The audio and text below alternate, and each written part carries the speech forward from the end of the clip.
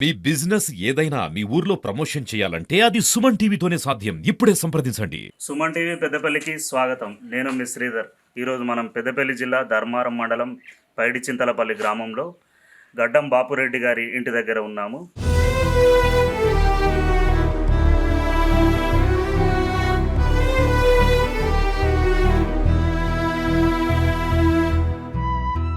పెద్దయినా నమస్తే.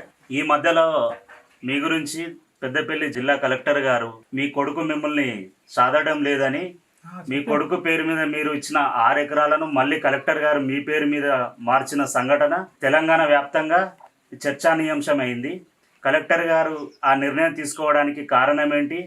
మీ కొడుకు మిమ్మల్ని ఎన్ని సంవత్సరాల నుంచి సాధడం లేదు మాకు ఒకసారి తెలియజేయండి.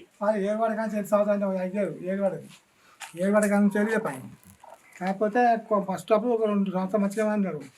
తర్వాత తాత్సరి అంతా బాగా పెన్లో బాగా అయిపోయింది. అది చెప్పకపోతే వీళ్ళు ఏం మాట్లాడలేవు. ఇంటికి వెళ్ళి అంటే ఇంటి ఎవరు సప్లైలే, ఇంటికి వెళ్ళి రాలే కూడా సప్లైగా వచ్చింది ఉన్నది. నాతో ఉన్నా ఆ గ్రామంలో కూర్చో ఉన్న పిల్లలు ఇట్లా చేసి బాగా డ్రామా చేస్తే ఎవరి ఇంట్లో అయ్యి బాగా రేటింగ్గా ఏం రోజులు తీసిపోయింది. ఆయన కట్టుకోడు ఆయన కట్టుకోవాలి. నువ్వు పైగా అవుతుంది అని తెల్లారి మళ్ళీ పొద్దుగా ఇవ్వలేదు. మళ్ళీ పొద్దుగా వేసింది. వేసిన వాళ్ళు పైన బాగా కొట్టింది. మా పొద్దుగా వేసి మా బాపుడు గట్ల బాగా కప్పని కథ ఇవ్వకూడదు. అయిపోయి లేరు యాకంటే గీరు ఇంటికాడ ఇంటికాడ నేర్చులు పండుగ లేదు టార్చ్ చేపెట్టుడు. ఇక అన్ని అంటే ఇక ఏంటంటే బాగా పోయేటప్పుడు ఒక చేను బాగా అలా కలుసుకుంటాం. అని కలుసుకున్నారు 7 సంవత్సరాలు చేను కలుసుకుంటా ఉండి 2 రోజులు ఇక 2 రోజులు ఇంట్లో ఉంటారు. పోయేటప్పుడు అన్నీ అది పోతాప్పుడు అన్నీ అవి బాగా ఇంట్లో పెట్టుకొని పోదామని ఉపాధి నువ్వు ఇంట్లో తింటావు తాగుతావు ఏ పని చేస్తావు సబ్సిడీ పోదాం అయితే పాటు పోతాం అని అని. పెద్దయినా మీ భార్య చనిపోయి ఎన్ని రోజులు అవుతుంది? సంవత్సరం 3 నెలలు అవుతుంది. అప్పటి నుండి ఒంటరిగానే ఉంటున్నావా? వంట నువ్వే చేసుకుంటున్నావా? అంతగా చేసుకుంటాను అన్నీ చేసుకుంటాను. ఇక బియ్యం మాత్రం నాకు చేద్దామని చెప్పి తింటాను. బియ్యం కూడా ఉంటాడు. మా బిడ్డ బత్త అయిపోయింది. ఆ 3 బత్త అయిపోయింది. రేపు బత్త వాళ్ళ బిడ్డ వచ్చి మళ్ళీ బత్త ఉంచిపోతుంది.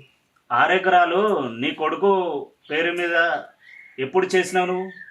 అదే ఎప్పుడైతే ఇప్పుడు 7 సంవత్సరాలు అయితే ఇచ్చిన చెల్లి ఆయన ఇచ్చిన ఇచ్చుకోడు వాళ్ళకి చేసుకో మొత్తం పోలీసు చంపుకుంటుంది. వాళ్ళు మాకు మొత్తం ఇచ్చలేదు. మేము 100 రూపాయలకి బాగా పోయి 100 రూపాయలకి సంపాదించి మాకు ఇంటుంది మైదకి. ఇక వాళ్ళు అడ్వాన్స్ ఆ వడ్లు అయితే తింటాను ఒక రూపాయకి లేకపోతే. కలెక్టర్ గారు నీ పేరు మీద మళ్ళీ భూమి చేసిరు కదా 6 ఎకరాలు. ఇప్పుడు దీని ద్వారా నీకు న్యాయం జరిగిందని అనుకుంటున్నారా మీరు? ఇప్పుడు న్యాయం జరిగింది అనుకుంటున్నాను. కానీ నాకు అక్షం ఉన్నది మాకు కొడుకు మీద. నా కొడుకు అట్టి అన్యాయంగా నన్ను కూర్చో ఇప్పుడు ఇట్లా ఇస్తామని చెప్పి మొన్న కూడా ఇంటికి వచ్చింది. అట్లా ఈ బడ్జెట్ తేవడం అప్పుడే వేసేసాం. ఇంకా తక్కువ చేసుకోవడం అన్న తీయని కొన్ని కొట్టి తగ్గు నేను ఇవ్వాలి నీకు అబ్బాయి ఇల్లు అని చెప్పినాను.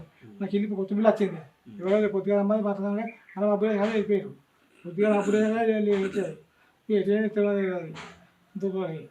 ఇది గడ్డం బాపురెడ్డి గారి ఆవేదన. ఆయన కోరుకునేది ఏమి లేదు. ఆయన 8 ఎకరాల ఆస్తి సంపాదించారు, పెద్ద ఇల్లుంది. కాకపోతే ఆయన ఒంటరిగా ఉంటూ ఇబ్బంది పడుతున్నాడు. ఆయన ఒక్కగానొక్క కొడుకు. ఈయనను ఈ చివరి దశలో ఆయనకు అన్నం పెట్టి ఆయనను మంచిగా చూసుకుంటే సరిపోతుంది అని బాధపడుతున్నాడు. ఇప్పటికైనా కొంతమంది తల్లిదండ్రులు పడే ఆవేదనను అర్థం చేసుకొని తల్లిదండ్రులు జన్మనిచ్చి విద్యాబుద్ధులు నేర్పి అన్ని విధాలుగా వాళ్ళు సెటిల్ అయ్యేదాకా చూసుకొని మరి వాళ్ళ పిల్లలు ఉన్నత స్థాయిలో ఉంటే మురిసిపోయేది ముందు తల్లిదండ్రులే. కాబట్టి ఇకనైనా కళ్ళు తెరిచి బాపురెడ్డి గారి కొడుకు ఆయనను మంచిగా చూసుకోవాలని కెమెరామెన్ కుమార్తో శ్రీధర్, సుమన్ టీవీ, పెద్దపల్లి.